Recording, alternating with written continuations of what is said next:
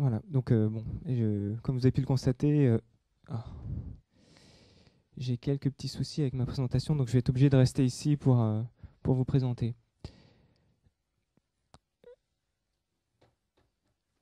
Donc je vais rapidement... Non, ça va aller, ouais, merci. Rapidement, je vais vous parler de Designer Interactif. Donc Designer Interactif, c'est une association professionnelle des métiers du design interactif qui a été fondée en 2006, fin 2006. Aujourd'hui, nous sommes 110 membres. Et nous nous sommes donnés comme objectif, au travers de cette mission, de définir et d'organiser les professions du design numérique. Et pour ce faire, pour atteindre cet objectif et encourager les bonnes pratiques, nous organisons régulièrement des événements de type workshop, conférences, soirée Pechakucha, et également nous mettons à disposition des publications sur les travaux de l'association. Donc là, je vais vous parler on va parler des interfaces sociales. Alors, qu'est-ce que c'est et pourquoi est-ce qu'on parle d'interface sociale?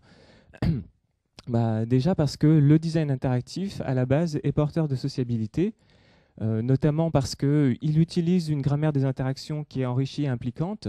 C'est ce qu'on appelle en général les interfaces riches. Et de fait, les utilisateurs... l'utilisateur individuel bénéficie de l'expérience des autres utilisateurs, de la communauté. Donc c'est ce qu'on appelle la navigation sociale. Et enfin, le design interactif active des vécus collectifs. Il met en place des représentations, il active des représentations mentales et des conventions qui sont partagées ensuite par tous les autres utilisateurs. Et c'est ce qu'on appelle l'expérience sociale. Donc je vais vous donner trois exemples, un exemple de chacun de ces points. Le premier exemple sur la navigation sociale, donc, que je pense que tout le monde connaît ici, c'est le système de nuages de mots-clés de Flickr. Donc ces nuages de mots-clés sont générés par les utilisateurs et à destination des utilisateurs. Donc les personnes qui utilisent ce nuage de mots-clés en fait, profitent de l'expérience des autres utilisateurs pour naviguer à l'intérieur du site. Ensuite, pour donner un exemple d'interface riche, vous avez le site de ZDNet qui est assez intéressant, et en particulier sur un module qu'on peut trouver en page d'accueil, un module avec un système de news à tiroir. Donc le fait de cliquer sur un des onglets de ce module glisse, replie ou déplie les différents onglets et permet d'accéder rapidement et facilement à un contenu beaucoup plus riche qui ne tiendrait pas forcément sur la page, dans l'espace qui lui est attribué. Enfin, un exemple pour illustrer la notion d'expérience sociale, c'est le réseau MySpace, qui, bien qu'il soit fouillis et peu lisible, crée malgré tout, génère une expérience de communication qui est riche de sens pour les gens, en particulier les adolescents qui sont des usagers réguliers de MySpace. Alors, quelles sont les principales critiques qu'on peut retrouver et qu'on entend régulièrement sur les interfaces sociales? Bon, ce n'est pas une liste exhaustive, c'est celles qu'on retrouve le plus souvent. Il y a notamment la notion d'expérience utilisateur.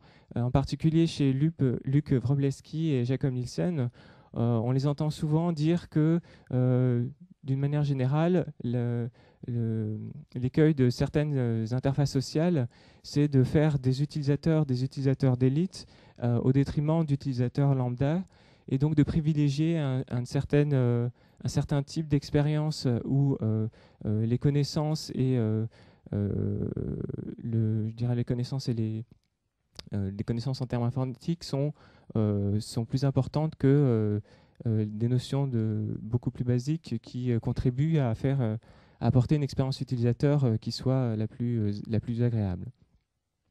Deuxième critique qu'on retrouve aussi de manière très récurrente, c'est la perte de la notion de page, notamment sur les sites qui utilisent beaucoup de solutions en Ajax. Et donc c'est un problème parce que les utilisateurs n'ont pas encore forcément l'habitude d'avoir des contenus qui sont mis à jour, de naviguer à l'intérieur d'un site sans passer par les boutons de navigation du navigateur. Troisième critique, qui concerne plus la pertinence en fait, des contenus qui sont générés par ces interfaces sociales. On peut lire que ces contenus ne sont pas forcément plus pertinents que des contenus entre guillemets contrôlés ou plus officiels. C'est pas parce que une grande communauté met à disposition une classification que cette classification est plus pertinente que celle qu'on peut trouver sur des organismes plus officiels. Autre critique, ce qu'on appelle la soupe de balise, et ça s'applique essentiellement, enfin surtout à MySpace, parce que les utilisateurs de MySpace ne sont pas forcément des gens qui maîtrisent le HTML, qui maîtrisent, qui ont des notions de code en fait, et cette interface leur permet malgré tout de customiser leur page, ce qui fait qu'on arrive à des résultats assez étonnants, assez haut en couleur, et si on s'attarde un petit peu au code source, en fait, on se rend compte que c'est un peu n'importe quoi. Et donc c'est un problème parce que en termes de qualité de code et donc d'accessibilité, ça peut poser de gros problèmes. Enfin, une dernière critique, c'est que sur certains réseaux sociaux, on a tendance à constater un détournement en fait, de cet outil en un outil marketing en fait, qui est simplement là pour diffuser des messages ou promouvoir des services. Alors, quels sont les principaux enjeux? Le premier concerne le domaine de la lecture et le parcours de lecture. L'enjeu, c'est donc de faire en sorte de rendre l'information plus facilement appropriable et plus facilement manipulable. Alors, un exemple pour illustrer cet enjeu, c'est le site de Getty Images qui a mis en ligne récemment un nouvel outil qui s'appelle Catalyst. C'est un outil en fait, qui permet donc de faire une recherche d'images au sein du site, mais en manipulant des mots-clés. Alors, à la différence du site actuel où on saisit un mot-clé et on affine sa recherche en rajoutant des mots-clés, en les saisissant via un champ texte, cet outil, en fait, après une première saisie du premier mot-clé, propose une liste de mots-clés. Donc, on retrouve un petit peu le système de nuage de mots-clés. Donc, qu'on peut voir complètement sur la gauche. Et en fait, l'utilisateur est invité à prendre vraiment, je dirais de manière littérale, ces mots-clés et les faire glisser dans la colonne juste à côté pour affiner sa recherche. Et ainsi de suite, au fur et à mesure que l'utilisateur affine sa recherche en manipulant et en rajoutant ou en supprimant des mots-clés, en les faisant glisser, déposer, les résultats d'image sont affinés et sont mis à jour pour correspondre à la recherche de l'utilisateur. Donc là, on voit un nouveau système de recherche qui fait appel à un système de manipulation d'informations qu'on ne connaissait pas jusqu'à présent pour ce type de fonctionnalité. Deuxième enjeu, elle concerne l'architecture de l'information. Alors, le but, c'est d'assurer plus de contrôle à l'utilisateur, mais un contrôle intelligent, de sorte que on ait des dispositifs qui aient une architecture d'information qui soit quasiment complètement générée par l'utilisateur. Alors, sur ces types d'interfaces, on connaît, je pense que tout le monde connaît NetVibes. Mais jusqu'à présent, NetVibes était quand même, il s'est démocratisé depuis, mais ça reste quand même un outil qui est réservé à ce qu'on peut appeler les geeks. Et ce qui est intéressant, c'est de voir qu'aujourd'hui, d'autres sites proposent des services similaires, et notamment le site du LA Times, qui pour le coup est un site vraiment grand public, qui n'est plus réservé à des connaisseurs, et qui propose donc un système de configuration de l'architecture de l'information de la page en fonction de ses préférences. Donc là, on retrouve le système de drag and drop qui a été inauguré d'une certaine manière par NetVibes. Troisième enjeu, elle concerne la visualisation, parce que l'idée, c'est d'arriver à faciliter la compréhension de l'information. Et ça, pour ce faire, c'est inventer de nouveaux modes de représentation. Alors, inventer de nouveaux modes, c'est-à-dire trouver de nouvelles métaphores pour faire en sorte que l'information soit plus facilement compréhensible, plus claire, et en particulier, quand c'est une information qui est un peu complexe, la rendre, je je dirais, plus accessible. Alors, un exemple d'interface qui met en place un dispositif intéressant à ce sujet-là, c'est le site Remember. Le site Remember, en fait, c'est un site qui permet de créer une timeline qui correspond à sa vie. Et en fait, sur cette timeline, vous allez rajouter des membles, ce qu'ils appellent des membles, qui sont en fait des étapes. Donc, les membles correspondent à une période, et ces membles sont associés en fait à un type de contenu spécifique. Donc, ça peut être une photo, du texte, de la vidéo, du son. Et donc, l'outil génère en fait une timeline graphique très visuelle, très claire, qui insère en fait tous ces médias qui sont à la base difficilement associables les uns avec les autres pour obtenir une représentation aussi claire et aussi explicite de la notion de vie en fait. Quatrième enjeu, la navigabilité. Enrichir et améliorer l'expérience de navigation. On l'a vu dans les différents exemples, notamment des présentations des personnes qui sont intervenues avant moi, qu'on peut trouver des dispositifs qui aujourd'hui contribuent à améliorer la navigation. Donc, en particulier les mots-clés, comme on peut le voir sur le site de Telecom Italia.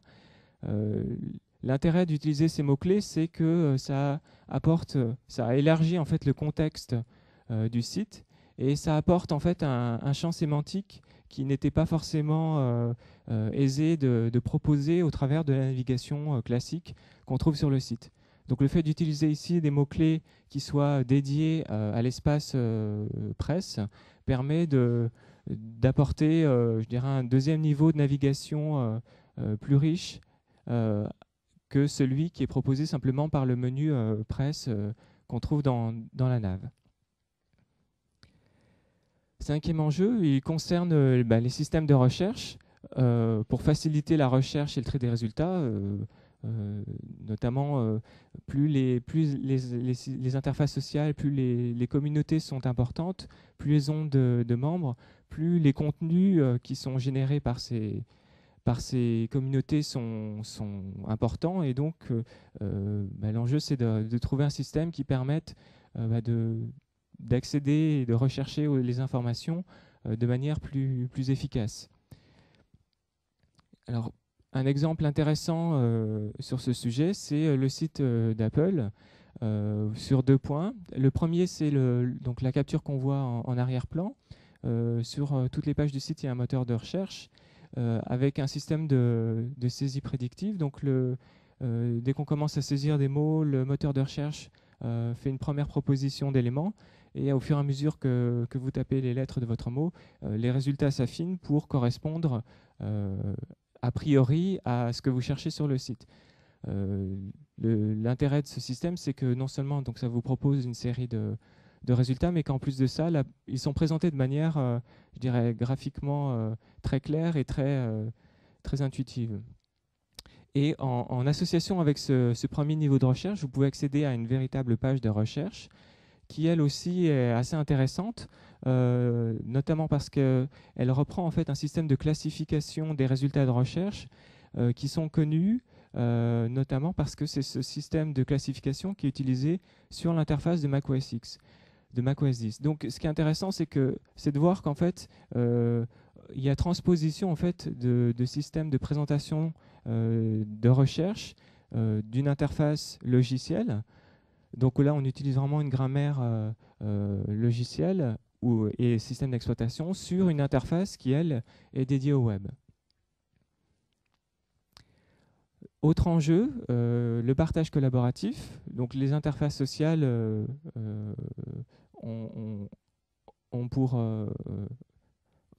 sont là pour partager des connaissances, du savoir, de l'expérience. Et donc l'enjeu, c'est d'encourager et de faciliter justement la diffusion de ces contenus, de ces expériences, pour que un maximum de personnes puissent en profiter. Alors, pour ce faire, il y a un certain nombre de solutions. Donc c'est ce qu'on voit aujourd'hui fleurir sur les sites. Donc c'est tous ces systèmes qui permettent, donc, par exemple sur Flickr, de télécharger la photo, de commenter, de partager, d'ajouter à ses favoris, d'envoyer à des amis, de taguer, etc. Donc tous ces systèmes, en fait, sont d'autant plus efficaces qu'un vocabulaire et qu'un système, je dirais, entre guillemets, standardisé sera mis en place. Et plus les sites utiliseront des dispositifs qui sont, je dirais, similaires les uns avec les autres, plus la contribution sera évidente et facile pour les utilisateurs de ces interfaces. Autre enjeu, elle concerne la charge mentale, donc sur le filtrage de l'information, notamment pour proposer des dispositifs qui font en sorte que l'information la plus pertinente est celle qui sera retenue. Encore une fois, on est face à des sites et des interfaces qui proposent un contenu quand même assez conséquent, et l'enjeu, c'est d'arriver à faire en sorte que l'information, alors la plus pertinente, ça peut être pour moi comme pour la communauté, elle soit mise en avant et triée.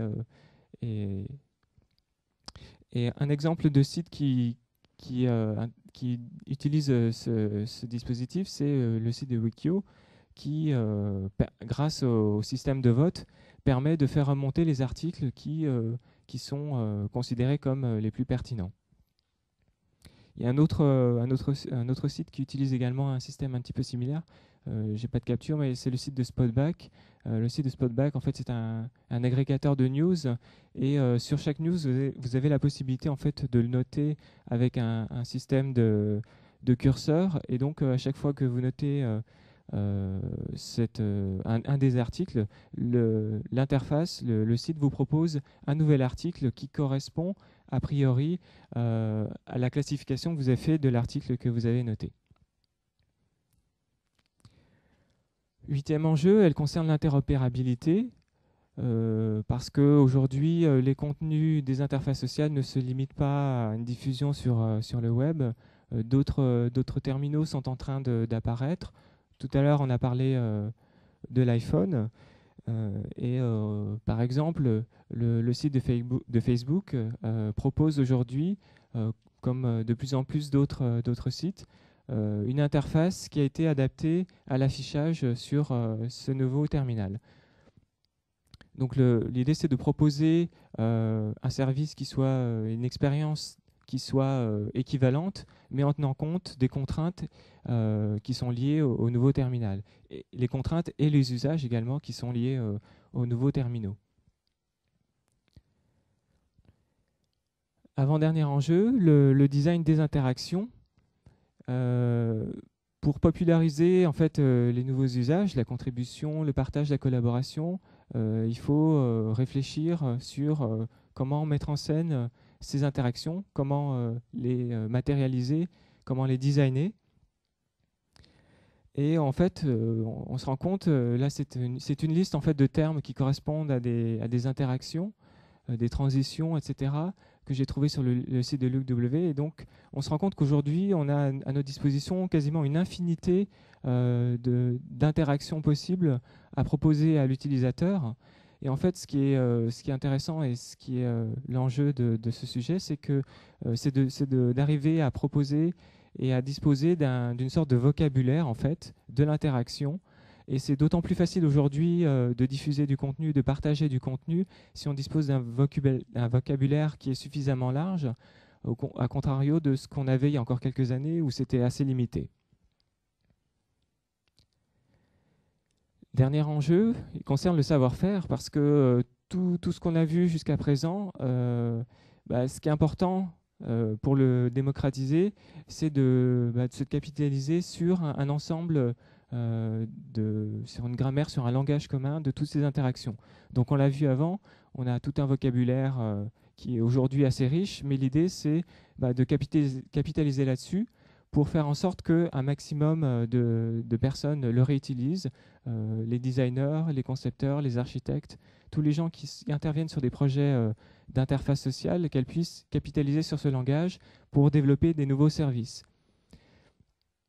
Alors, il y a un certain nombre de sites qui vont dans ce sens. Il y a notamment le site Yahoo, le site développeur de Yahoo, qui propose ce qu'ils appellent une bibliothèque de patterns. Donc les patterns, en fait, c'est des systèmes qui sont les plus efficaces pour une tâche donnée.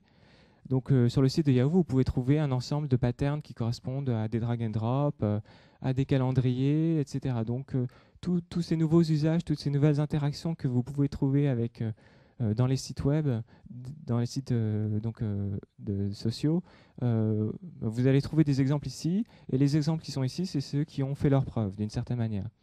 Et vous avez également le livre de Jennifer Tweedale, Designing Interfaces, qui est assez riche et qui donne une vision assez intéressante et assez complète des interactions qu'on peut trouver aujourd'hui et des dispositifs qui sont les plus appropriés, les plus efficaces.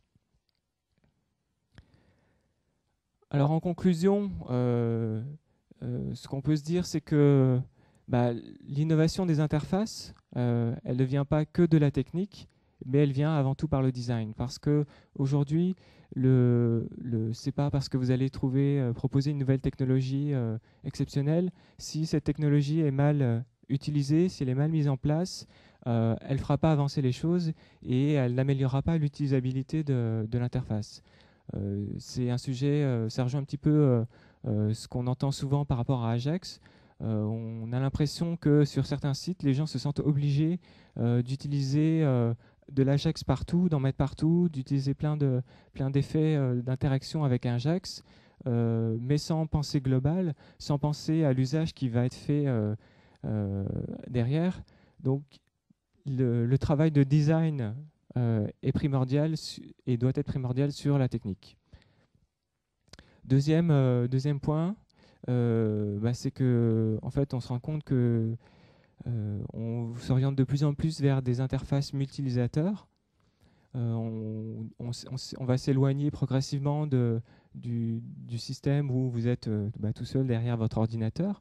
Aujourd'hui, quand on voit des dispositifs, des sites, des murs interactifs où plusieurs personnes peuvent venir interagir en même temps, d'une certaine manière, les univers virtuels correspondent à ces interfaces multi-utilisateurs puisque vous n'êtes plus tout seul à utiliser l'interface. Il y a également un système qu'on avait vu il y a quelque temps, en fait, un système d'avatar qui pouvait qui s'affichait en surimpression des sites web et qui permettait de naviguer de site web en site web. En fait, vous arriviez sur un site web et vous rencontriez des avatars d'autres personnes qui étaient sur ce site web et qui vous permettaient en fait d'aller sur un autre site web en partageant vos liens et vos connaissances avec les autres utilisateurs. Et d'une certaine manière, est-ce qu'on, avec tout ça, est-ce qu'on est proche de la fin du paradigme du bureau ? Parce qu'aujourd'hui, les interfaces s'éloignent un petit peu de ce paradigme pour en trouver et en inventer des nouveaux. Et notamment, deux exemples assez intéressants. Donc, c'est la table Microsoft Surface, où là, on n'est plus du tout dans la notion de bureau. Et on est dans une interface multi-utilisateur. Et également, le projet CityWall, qui donc permet d'interagir, encore une fois, à plusieurs, mais en outrepassant, je dirais, les codes classiques et la grammaire classique du logiciel et du bureau. Voilà, merci de votre attention.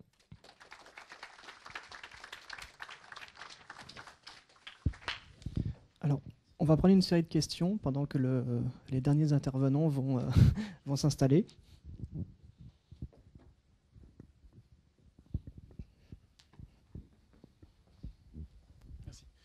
Oui, plus qu'une question, c'est une remarque par rapport au dernier slide où tu mets en opposition technique et design.